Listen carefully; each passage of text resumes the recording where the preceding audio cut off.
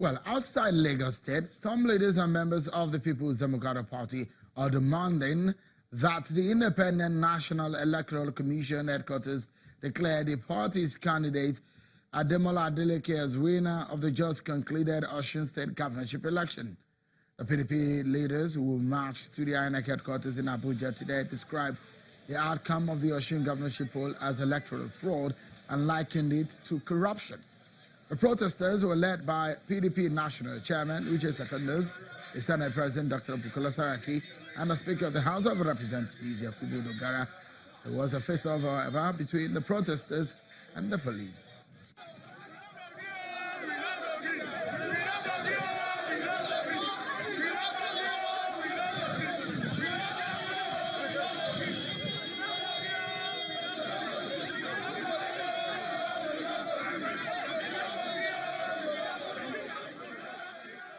The police says that the protesters were unruly and engaging in the disturbance of public peace and public safety. Unlawful blockade of Shehu Shagiri Way for several hours preventing motorists and road users. The police statement quotes, and I read, Senator Dino Melaye, Senator Ben Morobruz, and others yet to be identified were recorded on camera pushing policemen to forcefully enter the force headquarters to damage and destroy police equipment and government properties, while Senator Bukola Saraki was at the scene of the attack in his car, also captured on camera alongside with hundreds of miscreants and thugs in the act of disturbance of public peace and public safety. End of quote. On the part of the People's Democratic Party, the PDP is condemning the action of the police. The statement was signed by the party's publicity secretary, Mr. Kola Ologbodi, and it reads, "We know that the essence of such attacks is to instill fear and siege mentality on the people so as to cow them to submission ahead of the 2019 general election.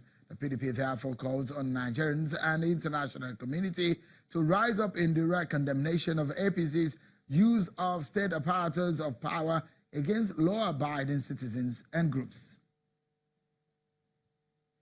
Meanwhile, the protest got the attention of the Osun State Governor, Mr. Rauf Aregbesola, who described the action by the PDP leaders as a charade. Well, I will not even respond to you because what you are referring to is a charade and an act of gross irresponsibility from people who ought to know that after an election, the only option, not just one option, the only option left for every responsible citizen is to go to the tribunal. So, and again, interestingly, the other party, the party that was defeated in the election, is already in the tribunal. So I don't now know what the protest we're talking about is meant to do. If you're already in court and you are still doing a street protest, it's either you are not mentally stable or you need psychiatric attention. Well, let's look at some of the issues tomorrow. APC will hold its convention in Abuja. Well, at that convention, it's expected that the president, Muhammadu Buhari, will be affirmed as the candidate of the APC for the 2019 presidential election after the direct primaries which happened across the federation. In Port Harcourt, in South region of the country, the People's Democratic Party will hold its own presidential primary. So let's take a look at what all these means altogether and the implication of the contest that is before us, everyone.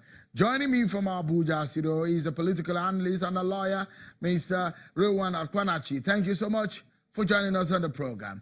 And tonight also we will be talking to the spokesperson of the Saraki campaign organization, one of the candidates out of the about 12 of them running in the presidential race tomorrow. Thank you, Mr. Ilemona Onoja, for joining us on the program today. Let me begin by asking you, Mr. Okpanachi, what we saw on the street of Abuja today, how would you describe it?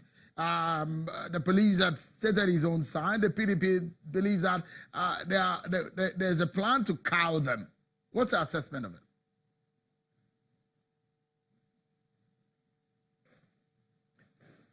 Thank you, Sean, for having me. There is a demonstration of a rule of law. The rule of law provides for anybody who is aggrieved to protest peacefully, to push for his point by demonstrating, but it must be done peacefully. But for the fact that the Senate President, who is the number 3 in this nation, led the protest, which comprises of talks and other hooligans, cause for worry.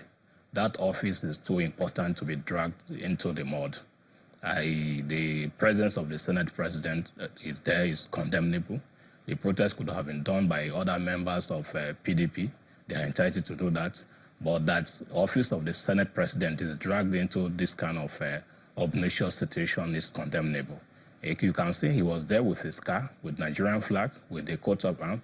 So it's condemnable. I at least expected the Senate President to abuse the office the way the office was abused today. But as for PDP protesting, they think they have grievance to protest. Good for them, and it's good that they have protested. But the presence of the Senate President in that protest today, to my mind, is very condemnable, and it should not be condoned by any reasonable person in this country. We'll take a moment on the program. When we come back, we'll hear from Mr. Lemono Noja the chances of his principal, one of the candidates in tomorrow's presidential primary race, and what happened in Abuja today. Don't go anywhere, everyone. We'll be right back.